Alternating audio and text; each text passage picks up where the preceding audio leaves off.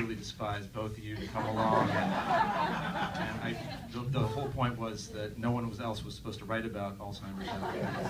No, but this is it's now there are a lot of books about Alzheimer's disease, as there should be, but now there are a lot of really good books about Alzheimer's disease, and some really good films, and we'll talk about another great film coming out right now. So Lisa is not just an author, as many of you know. She was trained as a neuroscientist, and to really bring this around full circle, she was trained with Rudy Tanzi, who's the head of the research consortium that Cure Alzheimer's Fund is built around. He's the reason Cure Alzheimer's Fund exists. So so she knows her stuff, and she's dedicated her life really to helping the public understand neuroscience and the diseases, and in this case, Alzheimer's disease. So tell us a little bit about your background, fill that in for us, and how you came to write this book, and then we'll talk about the film that's coming out. Well, thank you for having me. It's an honor to be here, of course.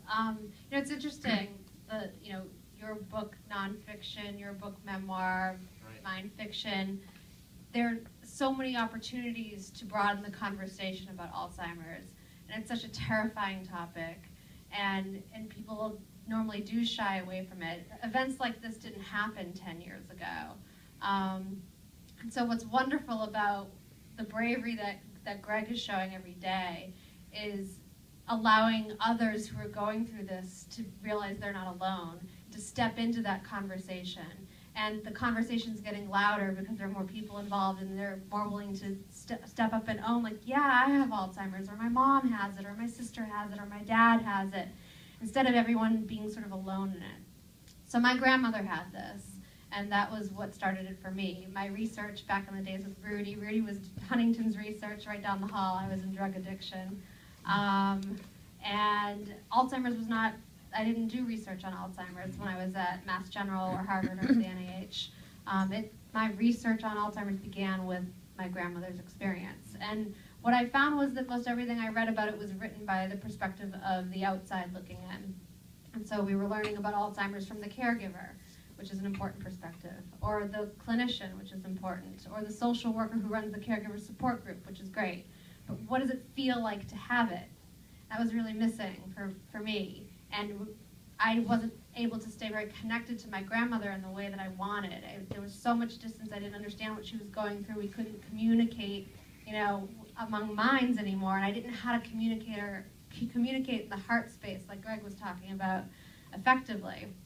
And so that's why I wrote Still Alice. What does it feel like to have it? A couple things I wanted to mention, just noticing the movies, which were so good. The word still came up in all four of those documentaries. She can still dance.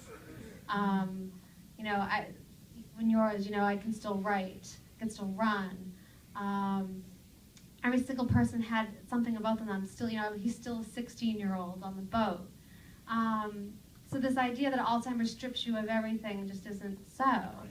There's a lot of misperception about it, misconception, and the idea that you're more than what you can remember. All of you are forgetting all kinds of things all the time, I'm sure. And you'd hate to be defined by that, right? You forgot where you put your keys earlier. That doesn't make you less valuable. It doesn't kick you out of community because you can't remember something. People with Alzheimer's have been kicked out of community. You don't belong here anymore because you can't remember things.